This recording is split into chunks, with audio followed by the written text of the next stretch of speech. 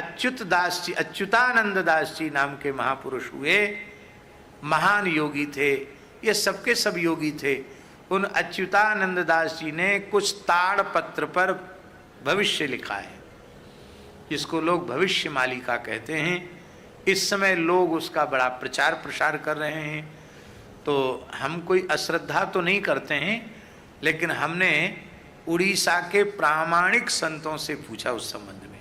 जैसे पूज्य श्री परमहंस जी महाराज हैं, जो अभी यहाँ आए थे 1-2 दिन पहले, परम पूज्य स्वामी श्री प्रज्ञानानंद जी परमहंस जी महाराज, हरिहरानंद गुरुकुलम के महाराज जी, बहुत अच्छे महापुरुष हैं। पूरे उत्कल प्रदेश में गौ सेवा की क्रांति जगाई है उन्होंने। उनसे हमने पूछा तो उन्होंने कहा कि नहीं, ये बात बिल्कुल सत्य है, और मूल ग्रंथ ताड़पत्र पर आज भी वहाँ विराजमान है जगन्नाथपुरी में, और उनकी जितनी भविष्यवाणियाँ हैं वे सब की सब सत्य हुई है। उन्होंने भविष्यवाणी की थी कि भारतवर्ष मुगलों के बाद अंग्रेजों का गुलाम होगा, जबकि जगन्नाथ दास, उनको अच्युतानंद दास जी को तो समाधि लिए 500 वर्ष से ऊपर हो गया। उस समय तो कोई अंग्रेज कोई बात थी नहीं, पर उन्होंने कहा था कि अंग्रेजों का शासन होगा, वो बात सत्य हुई।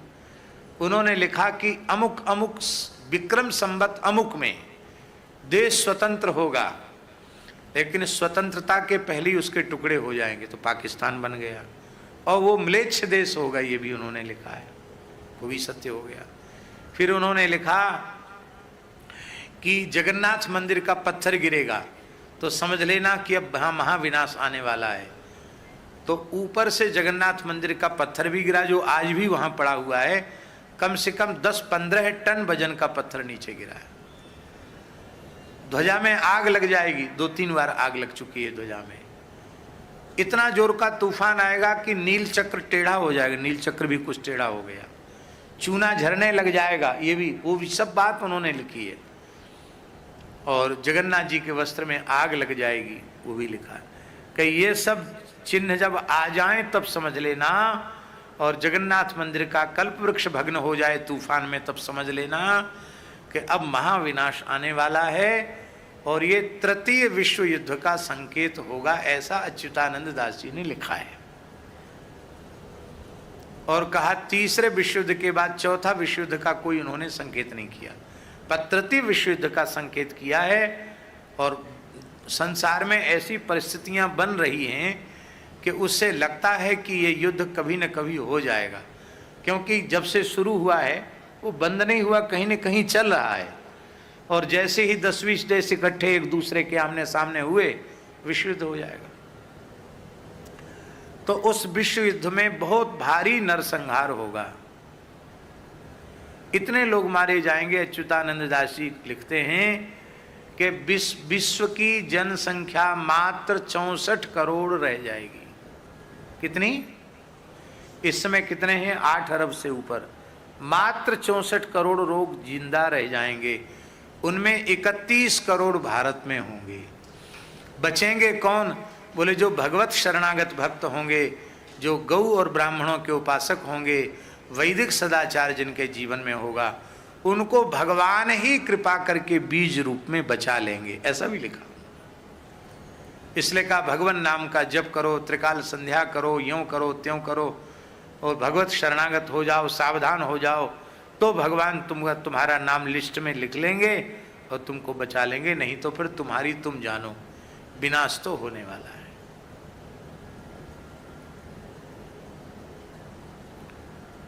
और उन्होंने भी ये बात लिखी है कि मरु और देवापी को भगवान इस धरती का शासन सौंप देंगे। अब इसमें थोड़ा सा अंतर यह आ रहा है कि कलयुग के आखिरी चरण में भगवान का अवतार होना है और मरु देवापी तभी आने हैं, ऐसा ही हमारे पुराणों में लिखा है। पर ये कैसे होगा, इस संबंध में भी उन्होंने प्रश्न भी किया है अपने मूल ग्रंथ में, और उसका समाधान भी किया है कि जितना अधिक पाप बढ़ेगा तेजी से, उतनी अधिक कलयुग की आयु नष्ट होगी। और सोमवती अमावस्या, सूर्य ग्रहण, चंद्र ग्रहण आदि से कलयुग की आयु कम होगी। कम होते होते इतनी कम हो जाएगी कि इस तृतीय विश्व के युद्ध के बाद भगवान कल्कि का प्रभाव दिखाई पड़ेगा और 1000 वर्ष के लिए कम से कम फिर से समय बदल जाएगा ऐसा। और श्री सूरदास जी ने भी एक पद में इस प्रकार की बात लिखी है, वो पूरा पद हमें याद नहीं है, कहीं लिखा तो था लेकिन भूल गए, शायद सीता शरण जी के पास होगा तो पता नहीं। रे मन धीरज क्यों न धरे, ये सूरदास जी का पद है। यदि आजकल लोग मोबाइल चलाना जानते हैं, उसके विशेषज्ञ हैं, यदि कोई इस प्रकार का विशेषज्ञ हो और उसमें खोजना जानता हो, रे मन धीरज क्यों न धरे, सूरदास जी का पद, शायद हो सकता निकल आवे, हम जानते नहीं उस विषय में, लेकिन आजकल लोग खोज लेते हैं, शायद निकल आवे।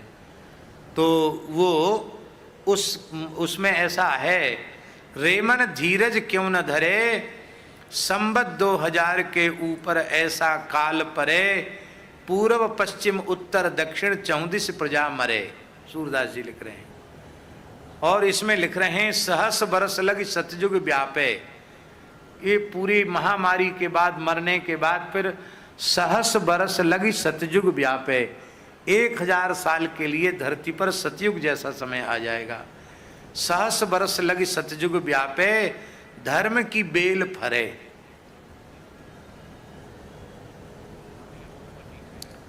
धर्म की बेल फलित हो जाएगी। और सूरदास यह हरि की लीला, टारे ना ही टरे, रे मन धीरज क्यों न धरे।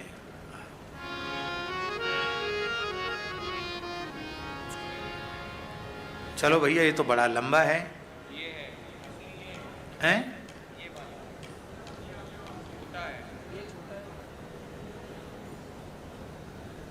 अब ये तो भ्रम पाड़ दिया, कोई कहता बड़ा है, कोई कहता छोटा है, तो हम किसको माने, बड़े को माने कि छोटे को माने? छोटा थोड़ा जल्दी हो जाएगा। अरे ये ले जाओ ना, लो भैया। चलो, ये पहली बार इसको हमको कथा के बीच में छूना पड़ रहा है।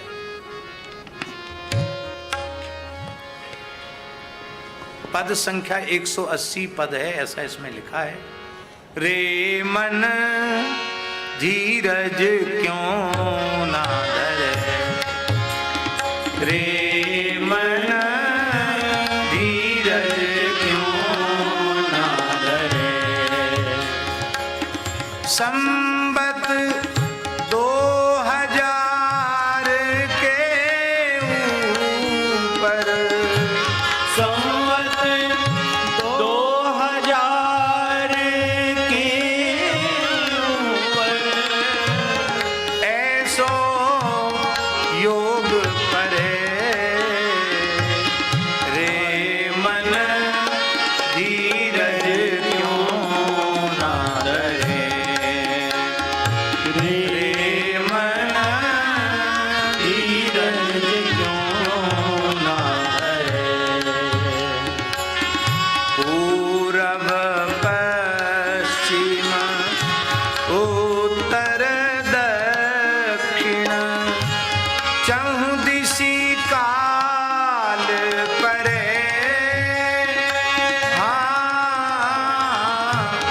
अकाल मृत्यु जग माही व्यापे, प्रजा बहुत मरे,